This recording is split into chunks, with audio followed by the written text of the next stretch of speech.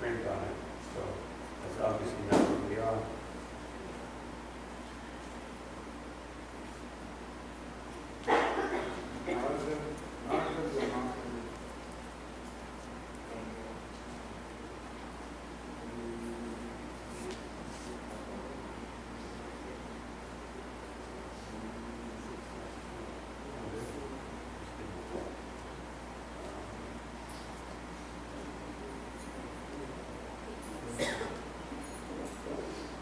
Also today is the, I can't remember the appearance or disappearance day, Jai Day was called. I think it's Disappearance day. because I don't think they have his date, the date of his appearance. Disappearance day.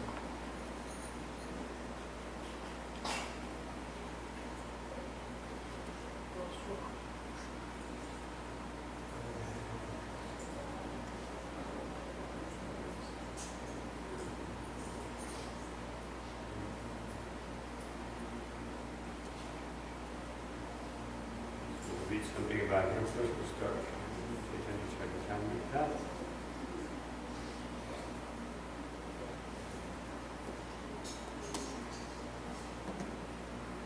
Maybe somebody can get another little pack of those markers so we can have like the exact place on it.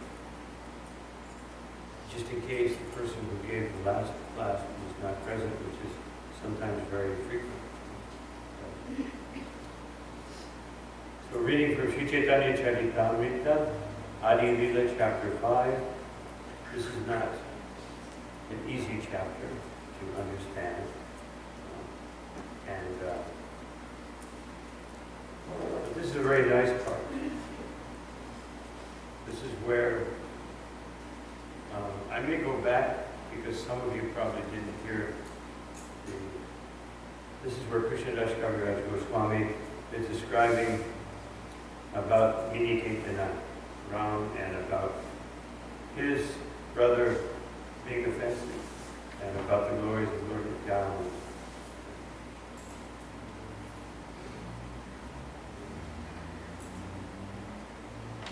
I'm going to go back a couple verses.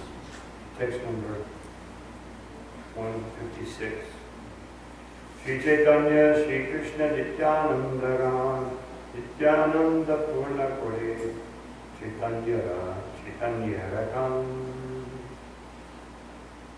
Translation by Srila Prabhupada. Lord Chaitanya is the same Lord Krishna, and Lord Nityananda is Lord Balaram. Lord Nityananda fulfills all of Lord Chaitanya's desires.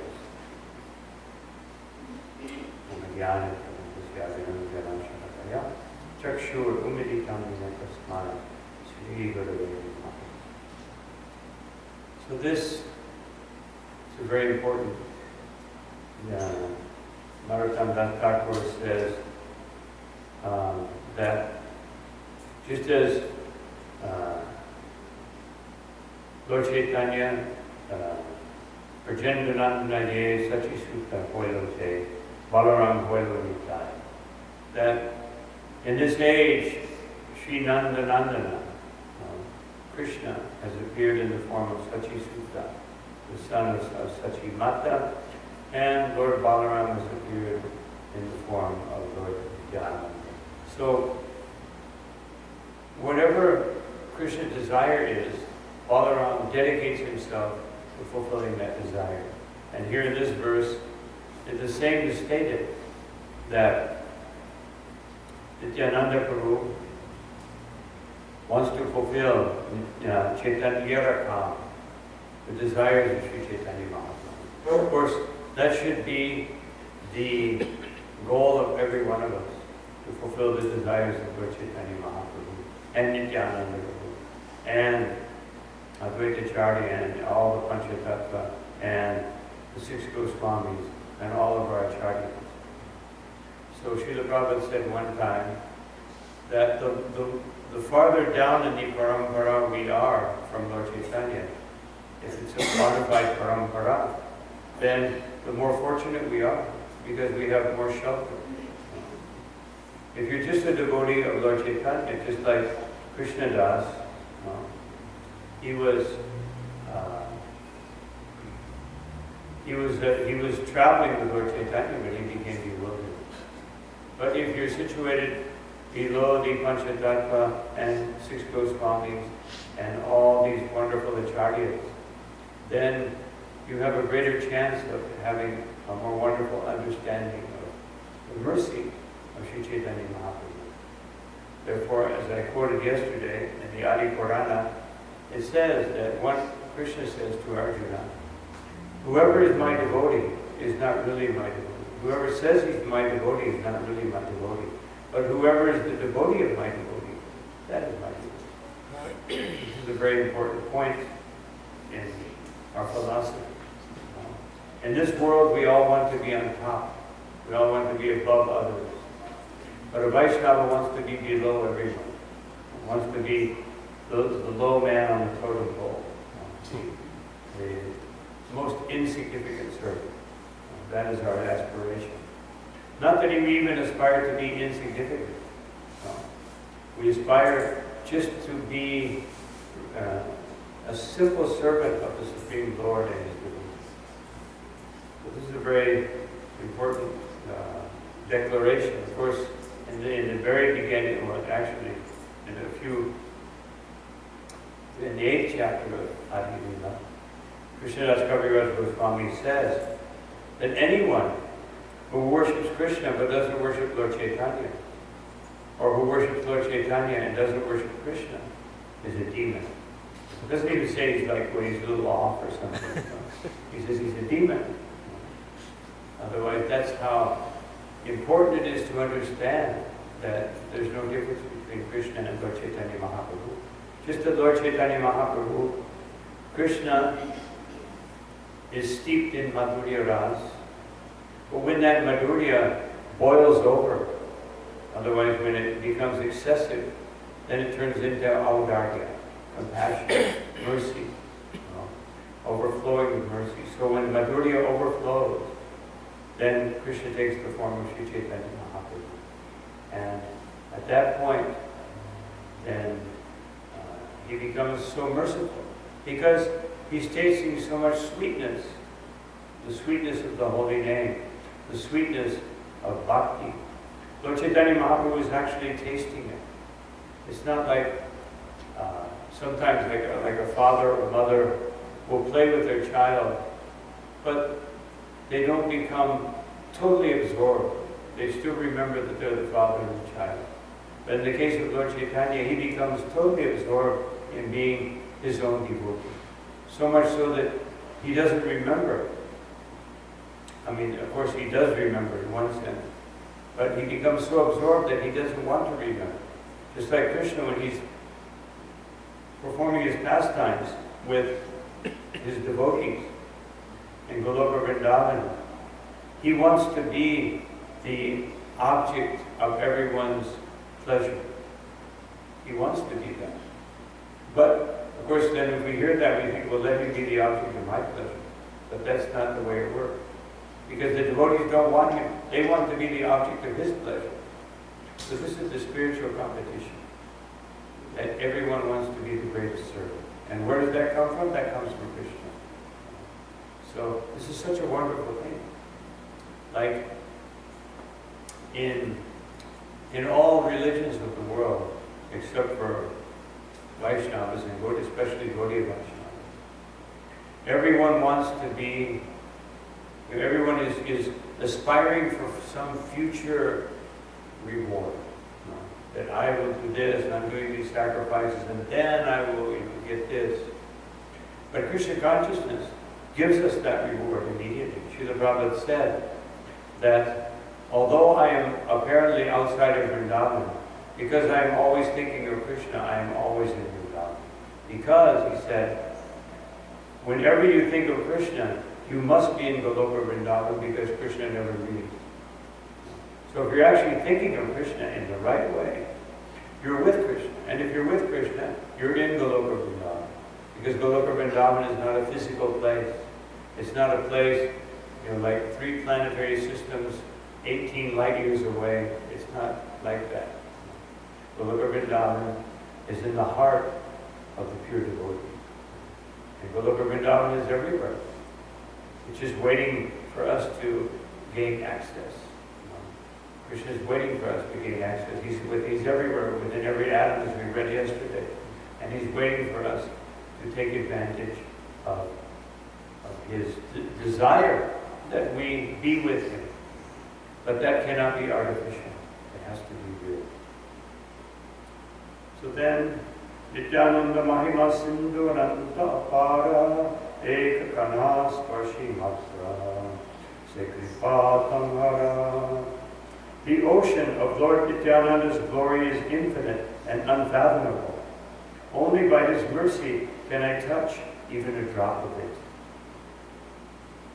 Areka Shunitamha Kripana Mahima Adhama Jivere Chadhaila Urdhva. Please listen to another glory of His mercy. He made a fallen living entity climb to the highest limit. To disclose it is not proper, for it should be kept as confidential as the Vedas. Yet I shall speak of it to make His mercy known to all. Ulasu parike lekon tumara prasad Nityananda Prabhu more kshama aparad. O Lord Nityananda, I write of your mercy out of great exultation. Please forgive me for my offenses. Lord Nityananda Prabhu had a servant named Sri Miniketana Ramadas, who was a reservoir of love. At my house, there was Sankirtan day and night, and therefore he visited there, having been invited. And here, Krishnadas Kaviraj Goswami indicates what should be happening in one's house. Otherwise, this is the perfection of Grihastha life. If you could have kirtan day and night, just like I emphasized many times in the second canto, third chapter of Bhagavatam, I think it's text 22. Srila Prabhupada gives an elaborate description in his purport of what is expected, what is the perfection or the ideal of householder life. And he says there, one should have deities of Radha Krishna, Lakshmi Narayan, Sita Ram, or Shalagram, Gordita. And he should worship those deities from 4 in the morning till 10 at night. That's even more than we do in the temple.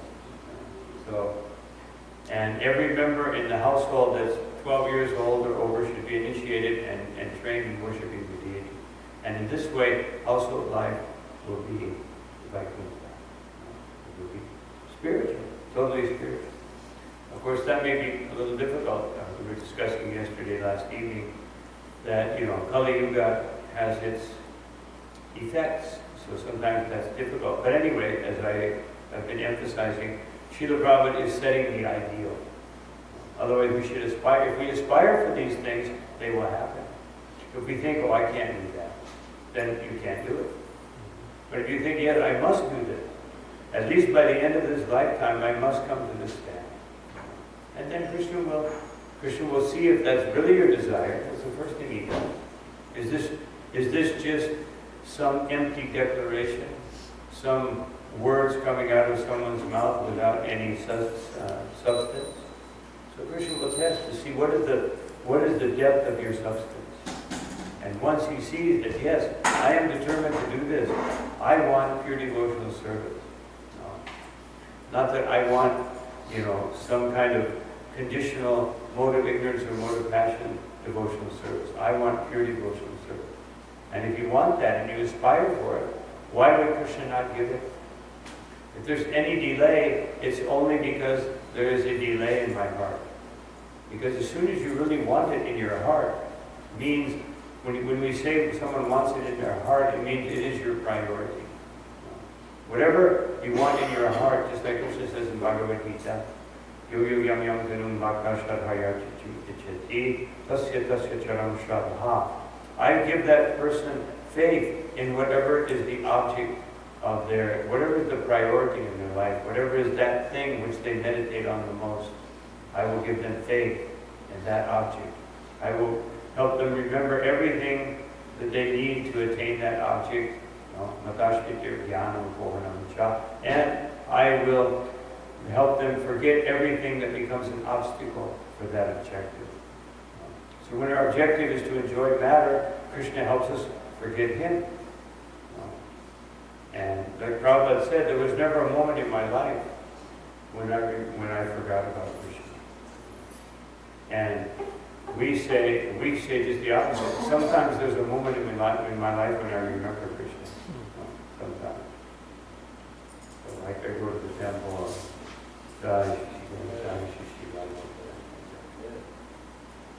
so we want this Sankirtan day and night. Sankirtan day and night means that we get up in the morning and we chant japa. Oh, that's Sankirtan. And we chant japa together, Sankirtan. We do it together with our family. Not that one member of the family is doing it and everyone else is on the internet. But if you're on the internet, hopefully you're listening to a Bhagavatam class. The wonderful thing, any time of the day you can hear a Bhagavatam class. Because somewhere in the world, there's someone broadcasting a Bhagavatam class. And if there isn't, then you can go to ISKCON Desire Tree or many other sites or some person's particular site. You can hear all kinds of classes or YouTube. There's so many opportunities to hear. Of course, the best hearing is when we hear personally, directly. When we're sitting in a room and hearing, that is the best thing. Because you can't become distracted. If you're hearing on the internet, you can be multitasking. You can be hearing and checking your cell phone, and checking your WhatsApp, and checking your Facebook, and doing this, and going into the kitchen and getting some oranges, and you can do all kinds of things when you're hearing on the internet. But when you're hearing in a temple, you have to, it's hard to even sleep. Sometimes you can get away with it, especially if you sit in the back. But it's harder to do. But even if you sleep, even if you do that, at least you're doing it in the association of devotees. So we'll have, there'll be some benefit.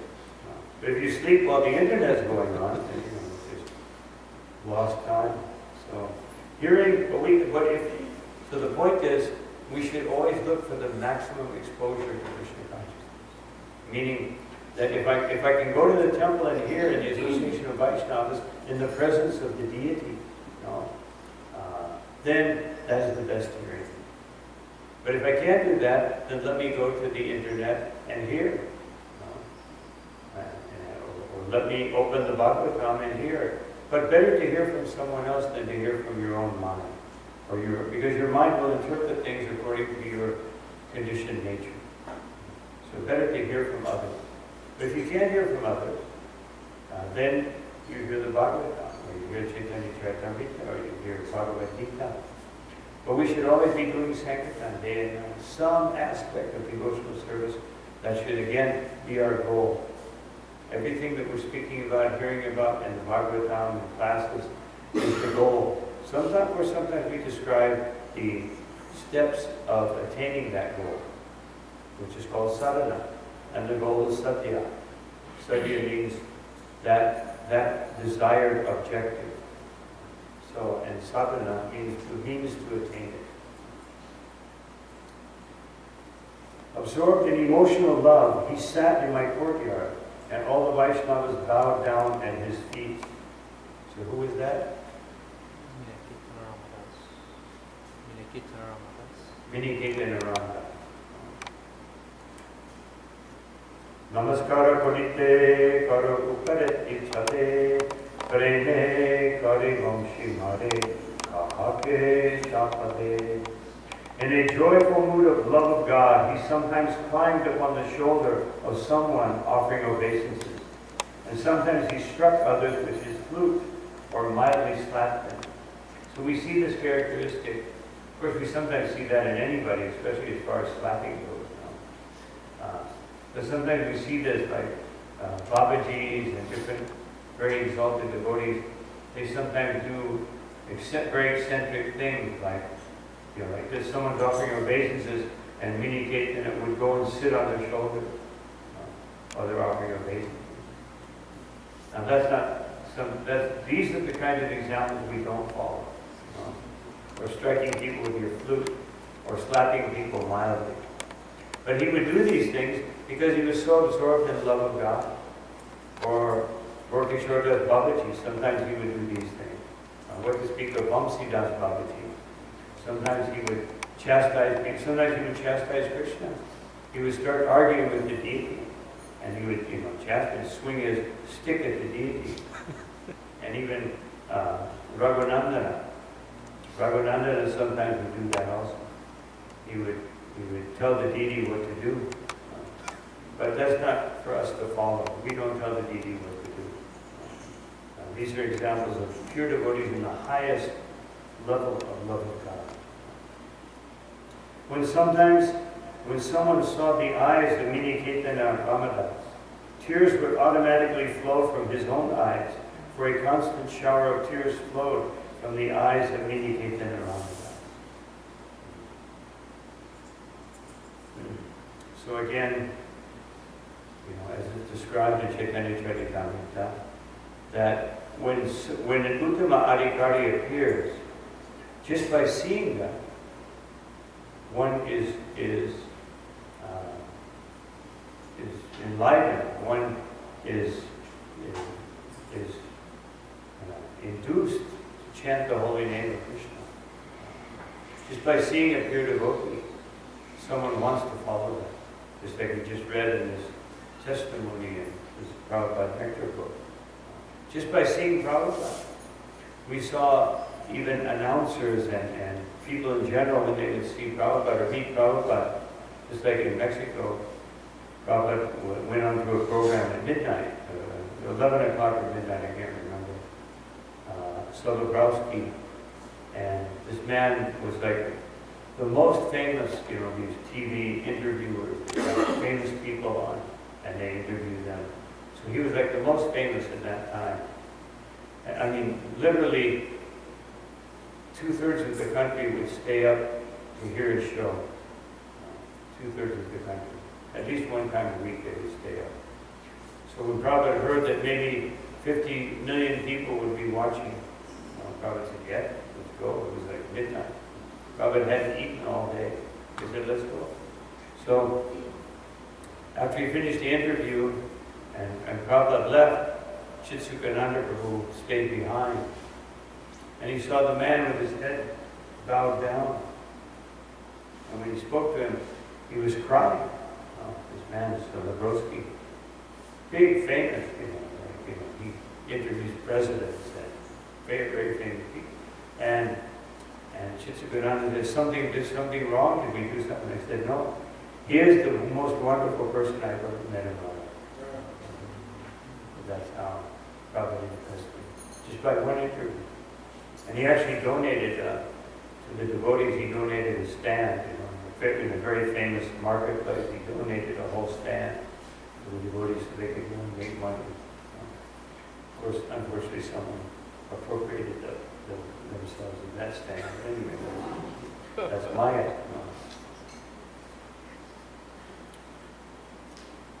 Sometimes there were eruptions of ecstasy, like kadamba flowers, on some parts of his body, and sometimes one limb would be stunned while another would be trembling.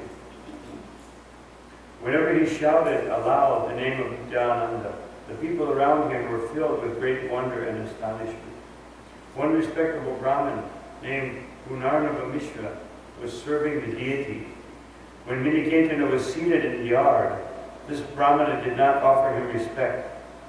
Seeing this, Sri Ramadas became angry and spoke, "Here I find the second Romaharshana Sutta, who did not stand to show honor when he saw Lord Balaram." After saying this, he danced and sang to his heart's content. But the Brahmin did not become angry, for he was serving Lord Krishna. Report. Miniketana Ramadas was a great devotee of Lord Nityananda. When he entered the house of Krishnadas Kaviraj, Gunarnava Mishra, the priest who was worshipping the deity installed in the house, did not receive him very well. A similar event occurred when Romaharshana Sutta was speaking to a great assembly of sages at Naimisharanya. Lord Baladev entered the great assembly, but since Romaharshana Sutta was on the Vyasasana, he did not get down to offer respect to Lord Baladev. The behavior of Gunarnava Mishra indicated that he had no great respect for Lord Nityananda, and this idea was not at all palatable to Miniketan and Ramadas. For this reason, the mentality of Miniketan and Ramadas is never deprecated by devotees. One may think, doesn't it seem that Miniketan is a little puffed up?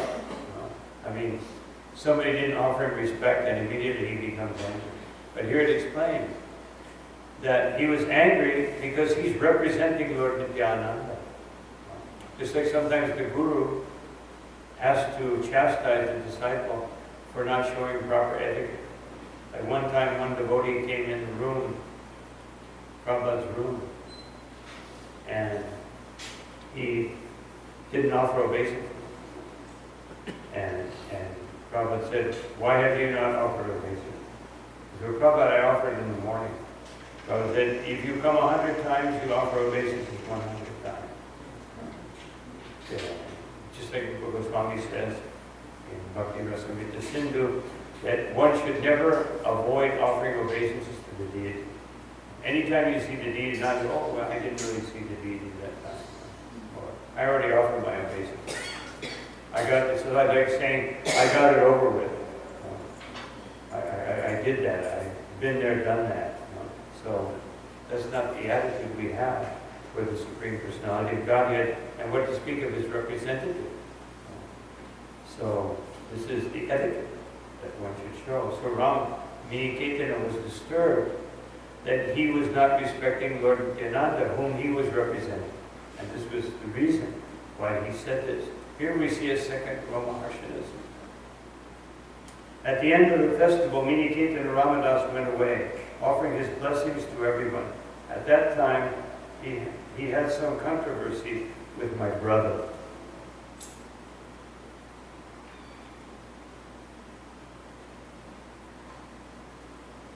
My brother had firm faith in Lord Chaitanya, but only a dim glimmer of faith in Lord Nityananda. Knowing this, Sri Ramadas felt unhappy in his mind.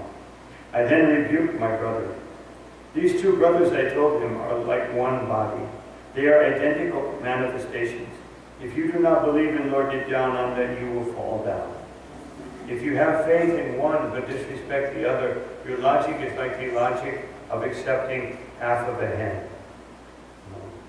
Arda Uti Nyaya. Otherwise, where the egg comes from, we like it very much. Of course, we don't eat egg, but therefore I use the example of a cow. We like the part where you get the milk from, but don't like the part where you have to feed the cow, brush the cow, take care of the cow. So we like that. So we have to like the whole cow, or the whole hen. Of course, we don't pay so much attention to hens, hopefully. Not that we want to be. We want to be. We don't want to be ovo-lacto-vegetarian. We're lacto-vegetarian, not ovo-lacto-vegetarian.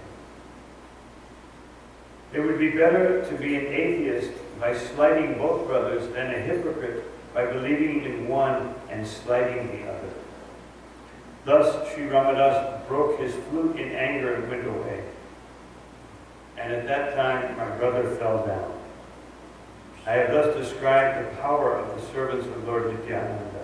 Now I shall describe another characteristic of his mercy. What time is it now? It's 8:15. 8:15. 8:15. Okay, I'm going to stop here. Chaitanya Charitamrita. Whoever speaks next week, and remember, if they're here, that this is another characteristic of the mercy of Lord Nityananda. So today is the appearance day, or disappearance day, disappearance, right? Of Jayadeva Swami. And he's a great devotee of the Lord, therefore I'll read a little bit about him.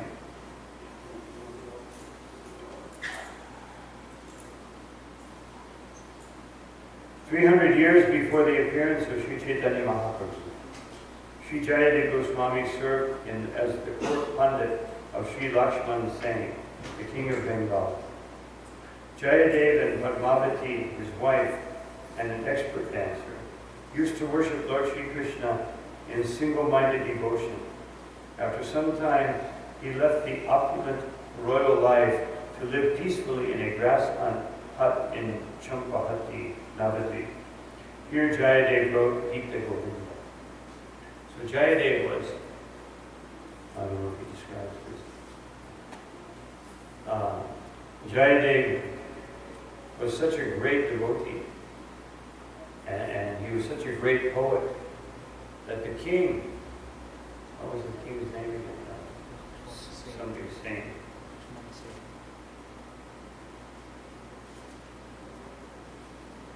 Yeah, Lakshman Singh. So when he heard about Jayadev, sometimes kings think they're very, everybody has to follow them. So he told Jayadev he wanted him to come and stay in his palace. So Jayadev wasn't very interested in doing so. And Jayadev, devotees are not interested. Just like Bhaktisiddhanta Saraswati Thakur, he was invited to stay in the palace of, I forget, some king. And he stayed for a while, but then when he saw the king was so puffed up, he just left. And so devotees are not very interested in these things. One very opulent Grihastha invited Gorgeshwara's Babaji to come and almost like be a priest. And of course, he wasn't very interested. So he said, no, actually, I do my bhajan in the latrine. He said that. So, of course, latrine, even though latrine is not very appealing to us, but a latrine, like 200 years ago, meant kind of an open hole where everybody did their business. It wasn't like a nice building with running water. It was like just a ditch, full of all kinds of nasty things. And he would sit there and do his, and sometimes they had a little bamboo something around it for the ladies, but that was about it. So he would sit there and chant up, and sometimes spend the whole day. And he said, this way no one will bother me. And if they come to hear from me, it's because they really want to hear. Otherwise, if someone comes and sits at the latrine with not very nice smell for 2 hours to hear, it means they really want to hear. So therefore he would do this. But then Jayadev finally agreed because he thought maybe this way the king will be purified. If the king becomes purified, then citizens will become purified. Just like Prataparudra. He was such a great devotee of Lord Chaitanya that when Ramananda Roy wanted to retire on the request of Chaitanya Mahaprabhu, Prataparudra said, not only you can retire, but I will give you full salary. If we only had employers like that nowadays, we would be very prosperous. We could have everybody here doing service all day long and getting full salary. But that's not a normal occurrence in Kali Yuga. So Jayadev's father was a great devotee of Lord Jagannath. And he could never have a child. So he went to Lord Jagannath. And Jagannath said, you will have a child. This child will be a great devotee of me. And so then by getting the blessings of Lord Jagannath, he had Jayadev as his son. But Jayadev was a very special personality, just like Bhaktisiddhanta Saraswati Thakur. It was predicted that he would be there. Or just like Lord Ramchandra. He was desired in that way, and he fulfilled the desire of his father to have a great personality who could maintain the Ikshvaku dynasty. One day, while working on Gita Govinda, Jayadev felt inspired to write, Krishna bows down to touch the lotus feet of Srimati Radharani. I can't remember the phrase. Oh, here it is, yeah. So, the phrase is, Dehi pada padavam udara, that Krishna bows down to touch Radharani's lotus feet. Jayadev was hesitant to say something which might diminish Lord Krishna's position as the Supreme Personality of Godhead. He went to refresh himself with a bath in the Ganga before honoring Radha Madhava's Mahaprasada. In his absence, Krishna himself, disguised as Jayadev, wrote a line in the Gita Govinda, Dehi Pada Palavam Udaram. The Lord also accepted prasadam from Padmavati. Otherwise, the Lord came in the form of Jayadev. And of course, he was a better Jayadev than Jayadev himself. Because just like Krishna knows our desires in our heart better than we do. So he was a more perfect Jayadev. And so, of course, his wife, Padmavati, couldn't see the difference. Although sometimes, just like Lord Vishnu, he took the form of Shankachuda in front of Tulsi Devi, but Tulsi detected this is not my husband, even Lord Vishnu. But Krishna is, he's more artistic than Vishnu, so he did a really good job. Upon returning, Jayadev was astonished to see the line. Understanding the mystery, Jayadev cried in spirits. But first of all, when Jayadev came back, he sat down to take prasad. And his wife said, "What are you doing?"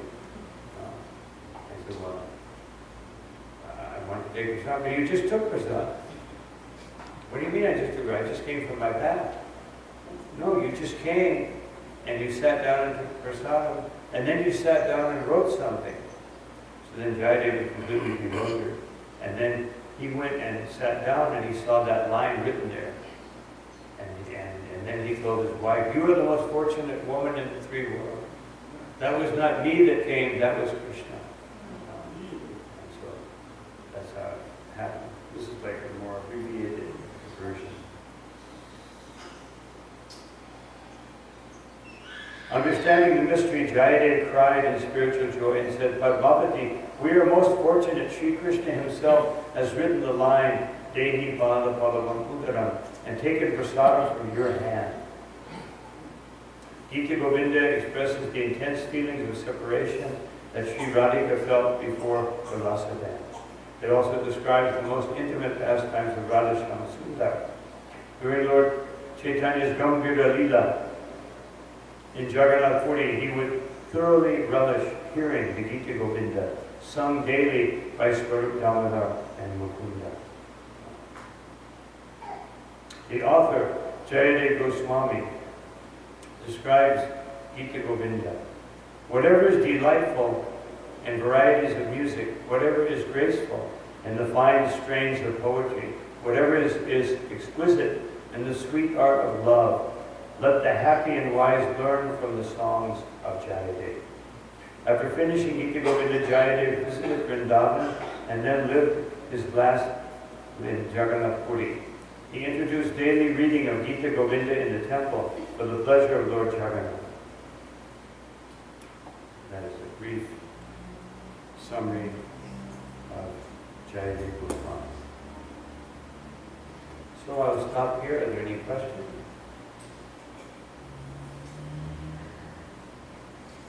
Any comments?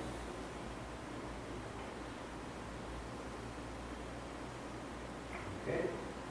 I'm glad we're all in symphony here. Agree that this is what we should be doing. So, thank you all very much for your kind attention.